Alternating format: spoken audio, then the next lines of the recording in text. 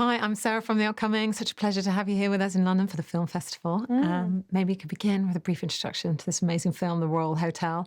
What can people expect when they watch it? I don't know, The Royal Hotel is about two young women, American women, who are pretending to be Canadian to fit in, backpacking in Australia, who take a job in an outback town and have to deal with the kind of the darker sides of drinking culture in Australia, essentially. It's a bit of a cultural clash, yeah. And you seem to have such a knack for kind of capturing the experience, as a millennial woman. There's so much about the film that resonated with me. What gave you the spark of the idea? And also, I guess, kind of subverting perhaps genre expectations. We kind of feel like maybe we could be in a thriller at lots of moments, but it doesn't always play out as we're expecting. So what was the spark of the idea? I mean, I don't know, I saw a documentary essentially about two Scandinavian women who were working in an outback pub, and I was kind of struck by I guess as Australians, we kind of go along with some of that bad behaviour every now and we're like, oh, he's all right, we'll deal with it. But these Scandinavian women kind of said no and didn't put up with it. And I thought that was really interesting, just as like an exploration into what it's like when you put two people in who are unfamiliar with the culture, who are trying to figure it out, and what they accept, what they tolerate. All that was kind of interesting to me. And you assemble such an incredible cast. Got people like Hugo Weaving, popping up there, Jessica Henwick, but of course Julia Garner, who, such a fantastic actress who you've worked with before. What is it about her that you think is just so fantastic?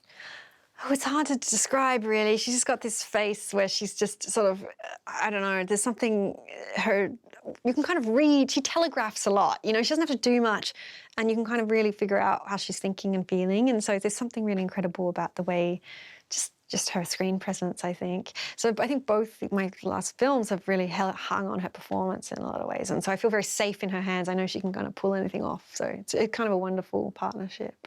And what about the shoot itself? Because something that the film does so well is just build this tension slowly. How did you achieve that on set, and even finding these amazing locations? I mean, this abandoned hotel, everything that's happening there, and it feels like that location itself is very crucial to the film. So what was the shoot like? Yeah, I mean, the shoot was hard. It was cold, and which sounds crazy, but it was like 0 degrees every night. So it was really cold. But we found a pub 3 hours north of Adelaide, 2-story pub, which is what we wanted because of that kind of grand history of this place that's since kind of come into ruin, but at the time it was really an important pub. And really it was in the middle of nowhere. It's a town of 29 people. We were able to take it over and shoot there, and we were the biggest thing that's happened to that town in a while, I think. But yeah. And you always seem to find kind of sort of non-conventional ways to deal with these kind of knotty issues, like you did with the assistant. And here it's like, the microaggressions, I guess, that women face. And what are the impact of those? And something that, so often just like, oh, cheer up, love, or take it easy, but actually, what does that all add up to? And what kind of space does that allow for something that is more severe in terms of male violence?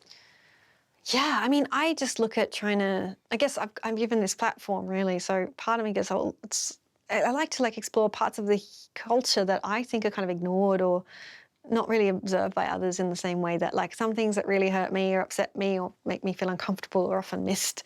So it's sort of about, it kind of enables me, the microaggression thing, enables me to sort of pick up on these little moments and these little glances and gestures and lines and insults that might seem like nothing on the surface but can really affect someone or wound them or make them feel sort of scared, really. So it's something that I've been able to do with this movie, and also with the movie beforehand, where it's sort of picking up on all these little bits and pieces. But also, I mean, the whole movie, it's not just that. There's sort of bigger things going on in this one, which is fun. It's very raucous and wild. Yeah, and I was going to ask about that, about kind of leaning into a bit of those genre aspects. I mean, this, her holding that axe, some of the scenes, where you can see the figures coming up with the shadows, it almost puts us in a horror space. So did you enjoy kind of playing with that too?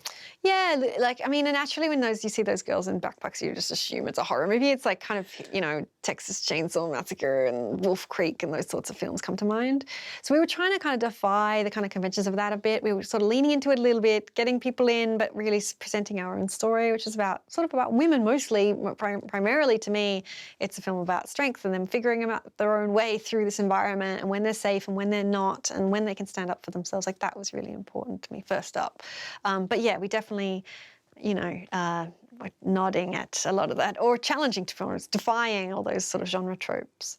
And what does it mean to you to have the film here at the London Film Festival? And it feels like this is a great platform for that kind of diversity of filmmaking, and particularly raising up women's voices a bit.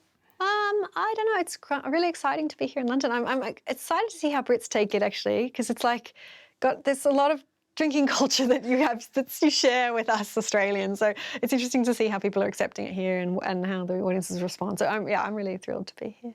Fantastic. Well, thank you so much for sharing all that with me. And I Thank can't you. wait for everyone else to see the Royal Hotel. Yeah, Thanks so much. Thank you so much.